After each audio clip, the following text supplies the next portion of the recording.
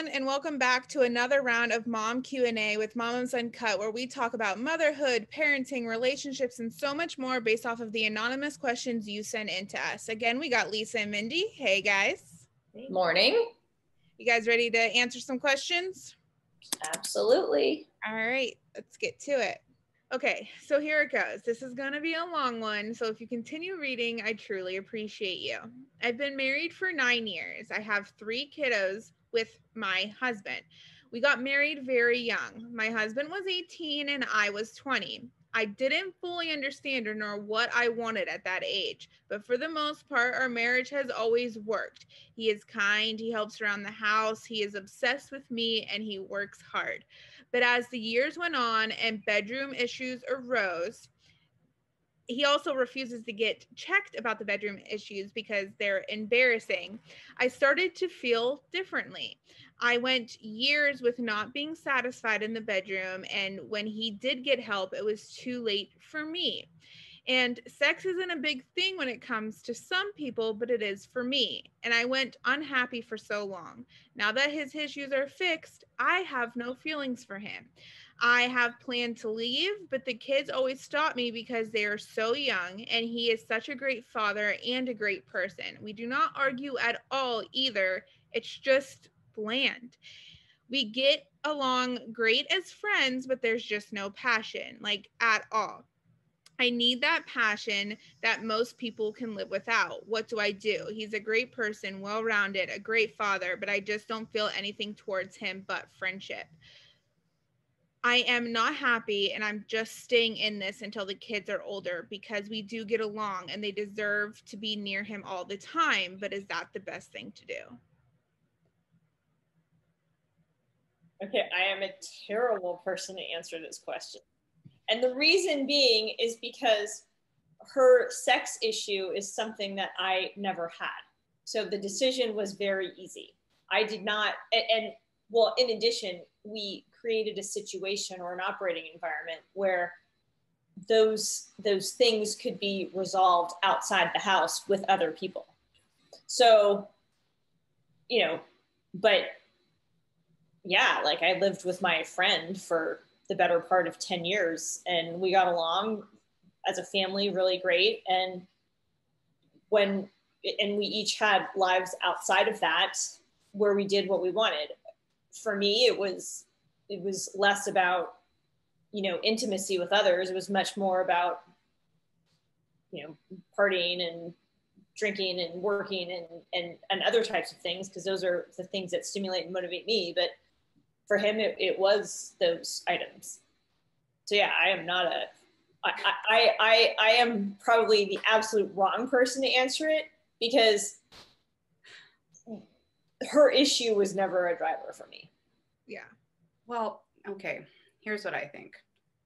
It sounds like they just stopped working on their marriage, right? Like it sounds like the issue that he had is resolved.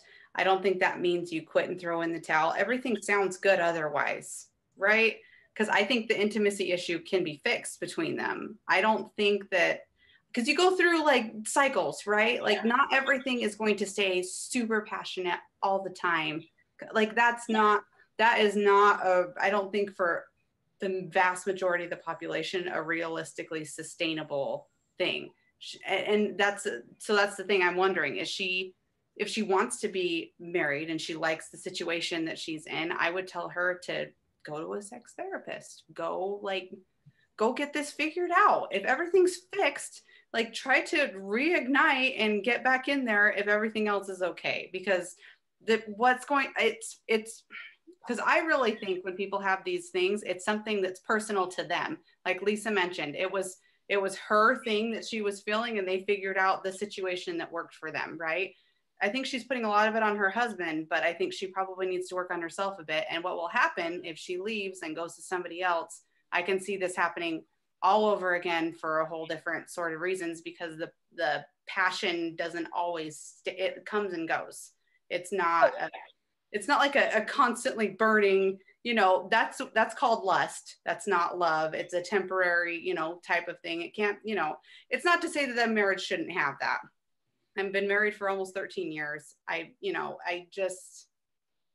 I'm just more realistic about it, right? Like that's not going to stay forever. When you initially are with somebody, it's very exciting and new and fresh, and that's really cool. But that does not stay when you're in a marriage. And it takes work, and you need to rework on reigniting that with your spouse over and over again. And it's work. It's real work, and people don't understand that. And it is real work. They get like blah about it, and then they end up in this place, and they're like, "Why am I not here? I'm not in love with them anymore." And it just takes work. That's all I will tell her. And well, the other thing is, and I, in thinking through why we chose the path we did, because it was definitely a mutual decision. We were very mindful of the fact that the grass is greener, right? Yeah. Like, this alternative life I was leading outside of our home, while fun and exhilarating and like awesome, was 2-3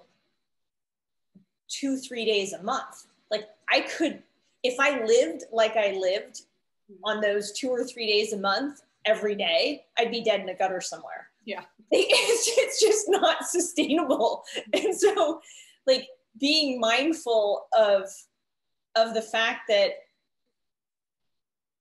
this thing had its place, and I was able to indulge it occasionally, but recognize what it would cost if I overindulged it.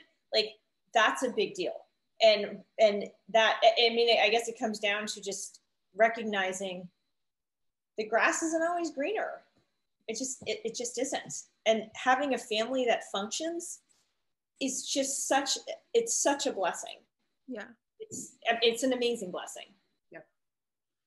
Yeah, I think because to me, she seems very aware of how good their relationship is. And I think that's something that she's maybe putting a little bit too less of a value on. That's pretty important to find in a relationship. And so if the passion is what's missing, it takes two to tango in a bedroom. So you also yourself need to figure out, okay, what gets me to where I feel like I need to be. Yep. And have those conversations, because he just might not know. He might not truly understand what you like, and that changes over the year. So I think you guys just need to maybe sit down to see if you can get that passion back. Are you having those conversations? Sure, they might be awkward, but if it's going to get you to where you need to be in that sense, and you have a good relationship, and you keep your family together, right? Yeah. Yep. There's really not much more guy. I mean, it sounds like maybe at the beginning everything was good, right? And then he had problems that threw them off. They have 3 kids. Everything's back on track. Yeah, they had 3 kids. Yeah, some could be that bad. I love that. Yeah, I think it's not beyond saving, but I think, what you said, Sarah, is totally right. Like she needs to do some self-examination. I think there's a lot of blame being pushed on her husband, but it's often yourself that needs work first before you can go throwing around blame to other people. Yeah. All right. Well, that's all we got for you guys. We'll see you next week.